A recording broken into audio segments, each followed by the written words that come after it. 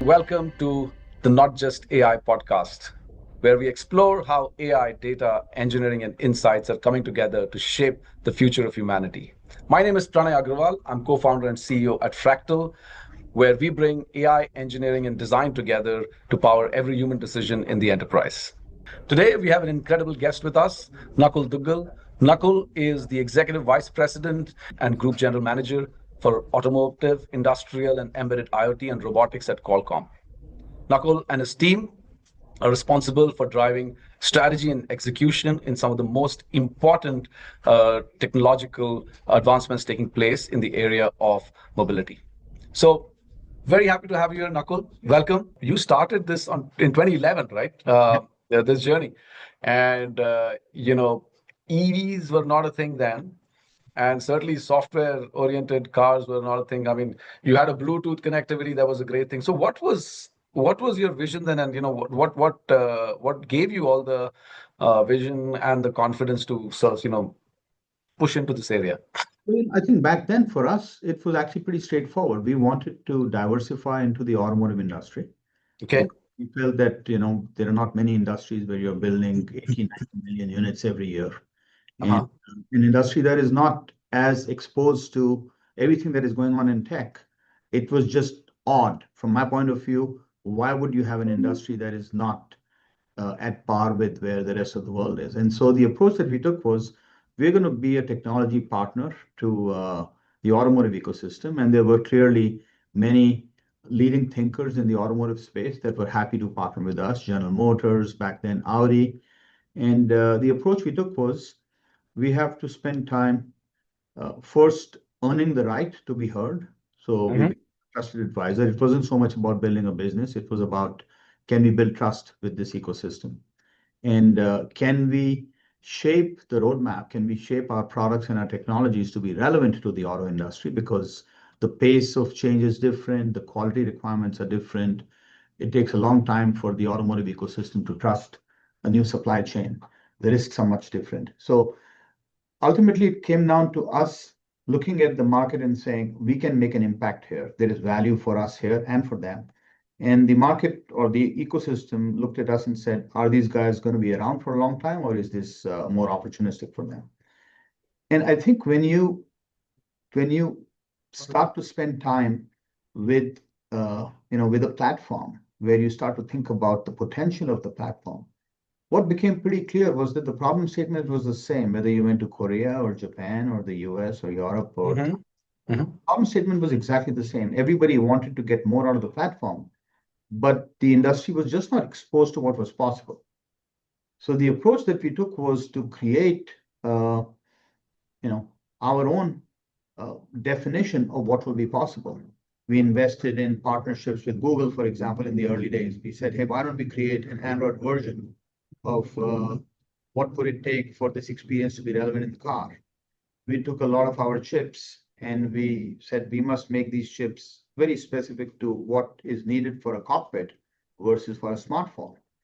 Uh, we spend time on what does it mean to build products that meet the quality and reliability levels that a car is going to need because this product is going to be on the road for 15 years. You can't just treat it like a consumer device. Yep. And when you do all of those things at the engineering level, that requires investment, it requires a concerted push, and you have to do it at scale. As Yep. we started to take that approach, a lot of other things started to fall into place, right? Smartphones became very relevant. People wanted to have this consumer experience. What was very important for the auto industry was to not get relegated to where when a consumer walks, sits inside their car, they immediately allow the cockpit of the car to be taken over by the smartphone. Automakers hate the idea that a smartphone will just kind of take over this very important asset. So it was not difficult to convince automakers that this real estate that they had is something that they should differentiate on, but they need help. They need Very nice. to create experiences, curate them. And that journey kind of, frankly, it kickstarted something that brought a lot of digital ecosystems closer to the automotive industry and kind of took off. So we've won a lot of business in the cockpit space, mostly by enabling automakers and their value chains to be able to experience what is possible when you want to bring these new experiences. And so that I think has gone off quite well. The other thing that we did as we got deeper into automotive was we started to see what was going on in driver assistance systems. And driver, Yeah. So that was where I was going to get to, because what you started talking about, like, the cockpit as an asset, uh, and then seems like a lot of movement in the area of autonomous driving now, and LiDAR and ADAS and all of that. So how did that, movement happen? so look, when you spend time with an industry very deeply for many years, you essentially want to be able to make sure that you are relevant to that ecosystem. But for us as a technology company, more importantly, why would we not be able to pivot towards trends that really are here to stay, right? Reducing accidents, reducing collisions by Yeah. applying technology into a car seems like a fairly, straightforward idea. Why would you not implement it? Uh, and what we ran into was, number one, this is a safety application. So this is not a consumer application. So when you and buy cars for ourselves or for our families, you have to be able to meet a certain bar of quality, a certain bar of compliance. That was something that we felt was important to do because it would give us scale in a market that is not easy for anybody to just enter into. The second piece really was the convergence of machine learning and computer vision, and later all of the AI that you now see with Yeah. hardware. You have to Yeah. co-design the hardware and AI together for this to work because this is not a cloud application. This is a real-time, safety-critical, low latency application. And so we decided, okay, we have to build chips for this market, and ultimately we have to build a stack for this market. And so the journey that we kind of started to go down was, we've done enough of connectivity. We know how to do the cockpit. Why don't we get into the driver assistance business? And that required us to then double down on building a chip roadmap, which I think the automakers all really liked because they wanted to have somebody who would bring the prowess, the investment, the scale.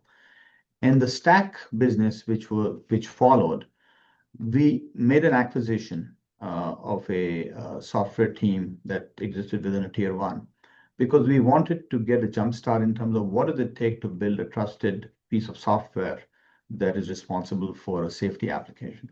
I think it was a very good decision because what it did for the auto industry was they looked at us and said, here's a partner now, a company we didn't know really very well, but they've become a partner. They're investing in this space. They are at scale. And we need more companies like Qualcomm to help us uh, become a fully digital ecosystem because we are not going to be able to have the scale of the consumer ecosystem. And at the same time, there is tremendous potential in the car industry. So I think that bet that we made 6, 7 years ago was a really good one because we supply to every single automaker on the planet today, right? Not What were your early signals of success here? Because, this is a long gestation initiative, right? And many of the things that you did were ahead of time. So what were the signals that you got that this is the right thing to do, and gave you the, validation that we must continue down this path? Were there any signals that were creating doubts that, hey, listen, is this investment worth doing? I think, I mean, it's an interesting question because when you're in the middle of it, you don't really operate like that, right? You I operate see. with a tremendous amount of instinct, with the trust and commitment that you are getting from an ecosystem. What was very clear was that we heard the same thing everywhere. So Okay. there was not a single part of the ecosystem that said, I don't believe in this. Not Okay. even. So it really kind of Right. came down to, does the ecosystem know what to do? Everybody knew that they were pointed in the right direction. See, the auto industry is a business that has a very different way of working than most other ecosystems because the risks are very high if you make a mistake. And so a lot of it really just came down to, is there enough trust that we have built with Mm-hmm. this partner, with their technology, with their ability to stay. Uh, they're a consumer company. What do they know about automotive? Is it better for us to just stay on the safe side and go with somebody we've worked with for years? But then on the other hand, they saw how much was going on in other ecosystems and how can you fall behind? I think the other piece certainly was Tesla, right? In the US at that time, as Tesla was becoming really popular, as an EV platform with a very different kind of experience, there was certainly an aspiration around, hey, we need to be able to build products that are equally exciting. It was a completely different class of product. And then I think the China phenomena happened probably 3, 4 years ago, maybe mostly after COVID. Yeah. But the rate at which China expanded, first it was shock. Nobody could believe what was going on in China. And then obviously Yeah. a lot of global automakers have a footprint in China.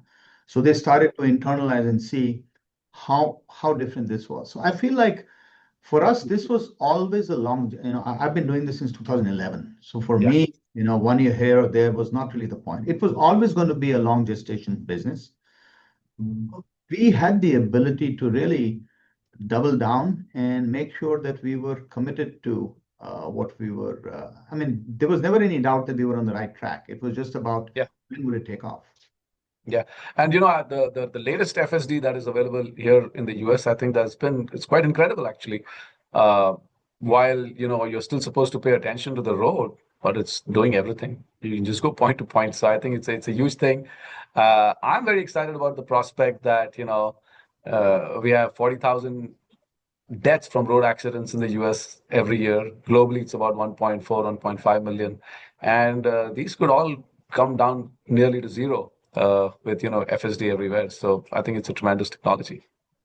I think, this whole concept that physical AI, where you can embody AI into a platform that is responsible for transporting you from A to B, Yeah, and you can do it in a way where it will do it safely, it will do it better than a human driver. I mean, what yeah, must for a long time. I mean, we are on that path, right? That's the path that is in front of us. And I think there will be a time in the not so distant future where you will have robots that will drive cars and cars will not get into accidents. I think to make this happen universally, obviously there is a lot of complexity around it. There is a lot of heterogeneity around it, but it yeah. is pretty clear the tech is here. Now it's a question Tech of is here. Yeah. Yeah, yeah, yeah. So one of the questions, right, which is that if you look at the whole, aspect around the lifestyle aspect on the car and, versus the driving aspect, right, two totally different things, right? If the song doesn't play properly, it's not such a big deal. It's an irritant. But, if the car does not brake on time or it misses another car, that's a big problem. So what are the kind of, testing and security and safety that you have to go through to give drivers like me and others confidence in this? yeah. Well, I think you have to test the heck out of your system is one thing that you have to do. It's so I think the approach that we take is uh, first of all, I think the industry's done a pretty good job in building a lot of regulation around what is the compliance that you must follow when you're developing a stack to make Mhm. sure that you are not inadvertently going to create a situation that causes an accident. Uh, Yeah, we have two layers of the stack software that we write. The underlying layer is what we call the safety guardrail, which are a set of rules that are hard-coded that the vehicle must follow, where it cannot, whether it's for an automatic emergency braking, staying in your lane, not hitting an object, pedestrian, anything that might come in your field of view. And those are very heavily hardened, and they form the ground plane. They form the foundation of the stack that we build. And we are doing this across 100 countries. So this is hardcore. It requires a tremendous amount of driving, a lot of data collection, making sure that you are actually compliant with the letter of the law as might be relevant in that market. Then on top of that, you add a lot of AI-based stack development. And AI-based stacks improve and learn as you feed them more data. And there, what you're trying to do is to make the stack, there is now this term that is used in automotive called end-to-end networks, where you feed a sensor on one side and out comes a decision on how to navigate, what to do as far as the behavior, as far as the policy for the trajectory that you're going to take.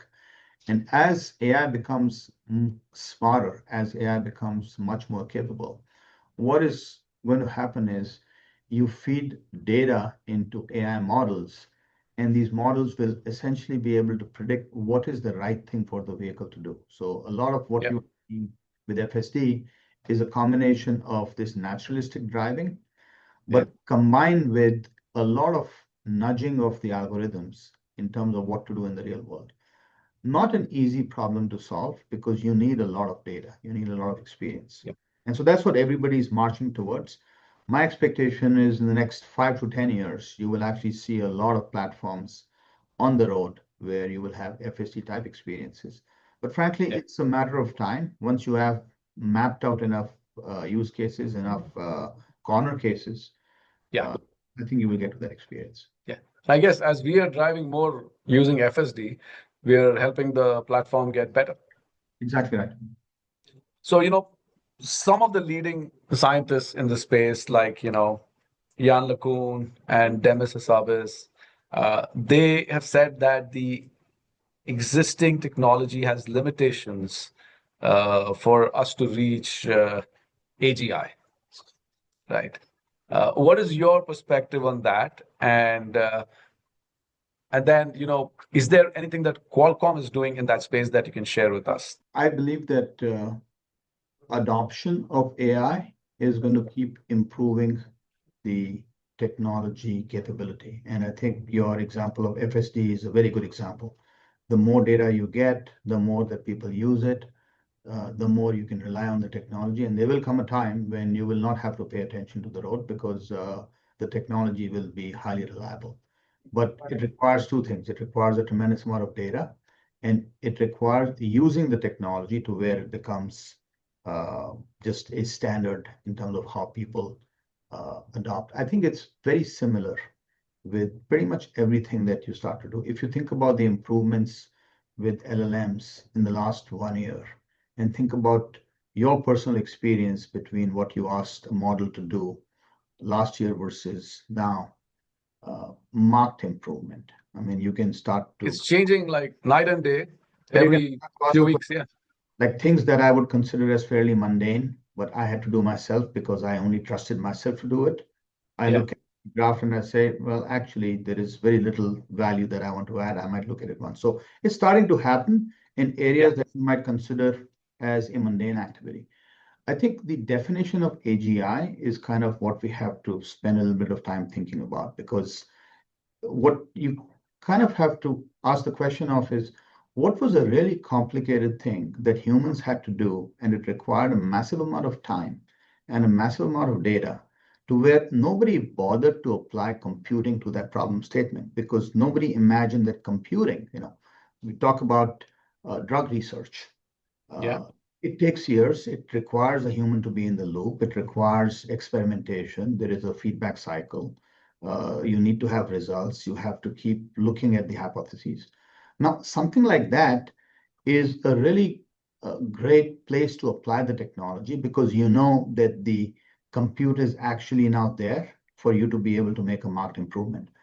So when people say AGI, I kind of think of it more as what are some of the things that you would have imagined were not possible, Yep. but where technology has made such a huge improvement that Mhm. without the technology, it would not have really been something one could envision.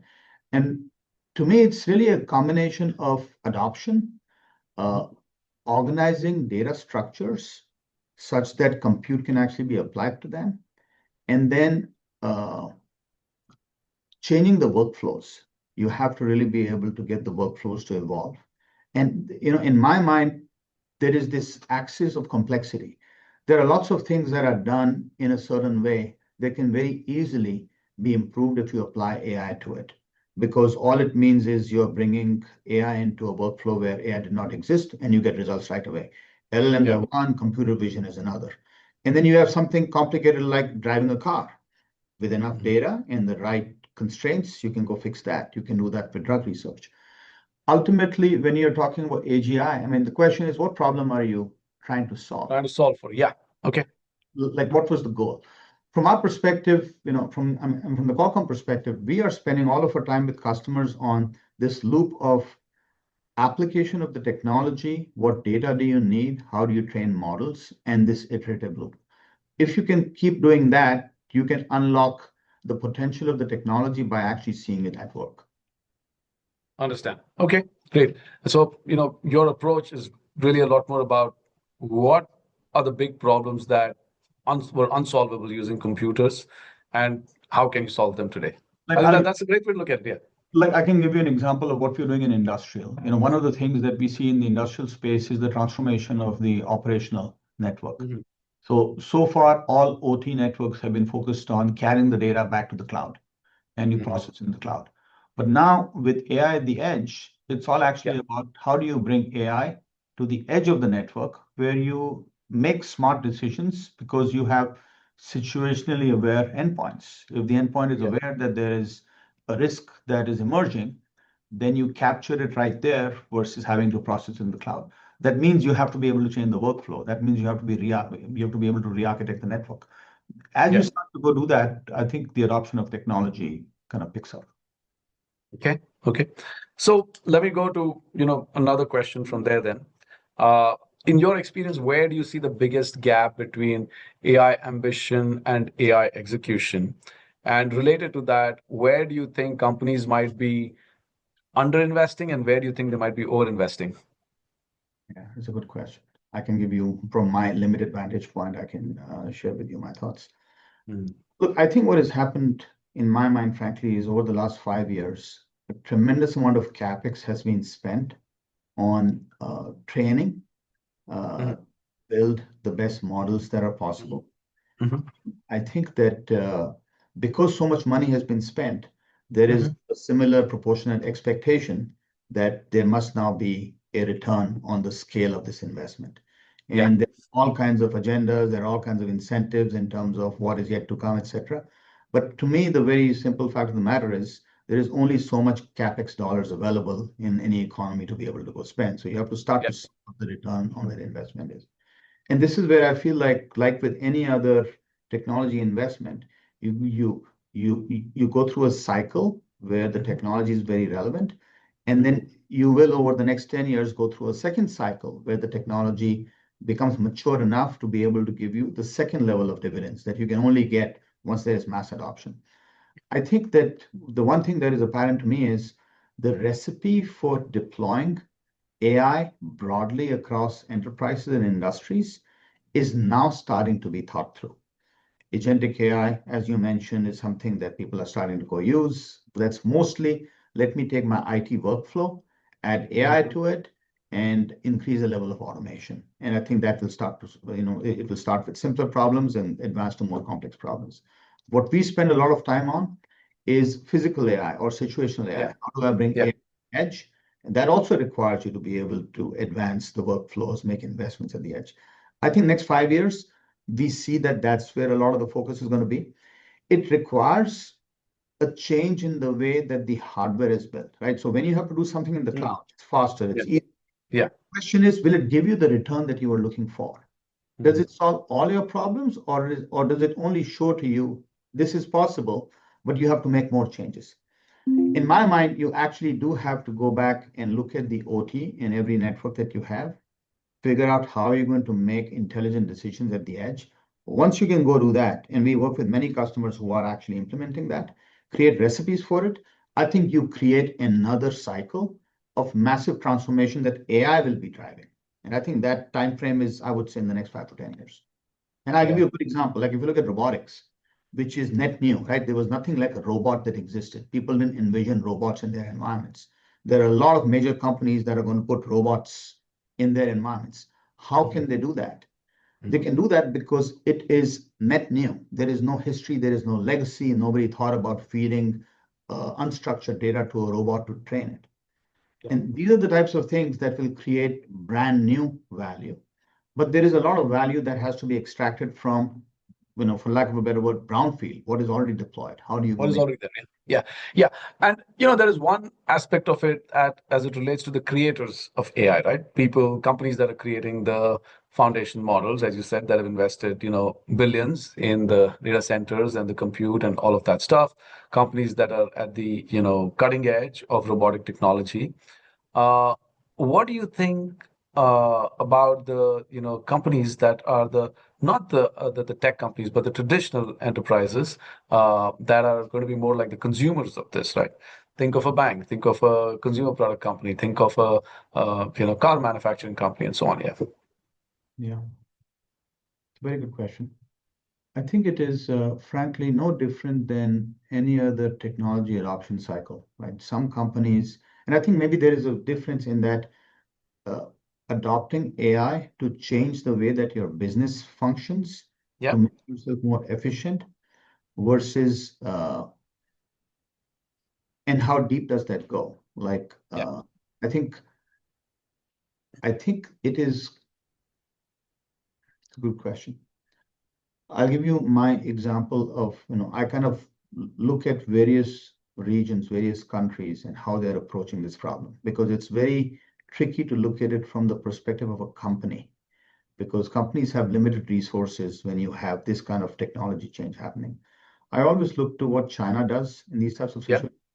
Yeah. I feel like what is happening there is when you have such massive change in technology, you end up creating a market where the technology can be adopted. So I feel like what you're going to see in the next 5 years is robots, for example, are going to be massively deployed in the manufacturing environment because that is the one place where you can significantly disrupt a certain way of working by bringing in technology that is just brand new. And we saw it in the last 5 years with autonomous driving in cars. As EVs became a platform in China, everybody started to build digital cockpits and autonomous driving stacks. And you can see what that market was able to do in 5 years. I feel like the same thing will happen. And frankly, with a lot of these types of technology changes, you have to, I don't want to use the word force adoption, but you have to be able to create a flywheel where the adoption doesn't have any friction. The adoption is actually built into the way that the technology is created. Because if you get to that mass adoption, you will naturally not think about any other way to do that task, but to do it the new way. Like Do it at scale and do it at the one fast of way. the use cases that I'll share with you that I learned from my experience in China is there are cities where the adoption of driver assistance is 100% because when you're driving 2 hours every day in bumper to bumper traffic, you don't want to drive. You Yeah. want to drive. You want to enjoy the time that you have in the car versus drive. And that Yeah. adoption is 100%.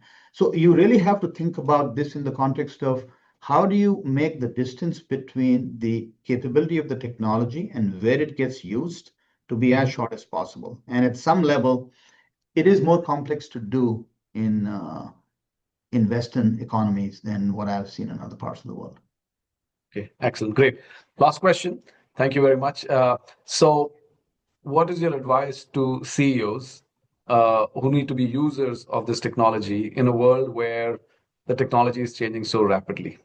And then, what is your advice to the workforce, right, who are seeing that work is going to be significantly disrupted? Yeah. I would not have believed that I would have said this if you had asked me a year ago, but I think the capability of the technology is you can't imagine how much change AI will bring if it is deployed ubiquitously. You really have to become a user. You really have to become very close to what a developer experience is. Because once you can actually start to see what it Hmm. is capable of, you have no option but to figure out how will you embrace it, how will you deploy it. That's been my recommendation, my proposal to my teams, to my management. Hmm. And I feel like the breadth of application is really massive. I feel like the physical AI Hmm. capability that we are starting to see, especially in the industrial and enterprise, is massive, as is Gen AI adoption. So it really just comes down to build recipes that accelerate the adoption of the technology. Okay, excellent. Wonderful. Wonderful. Thank you so much, Nakul. Really appreciate the time and such a good conversation. Thank you so much. Thank you very much, Pranay. Nice to meet you.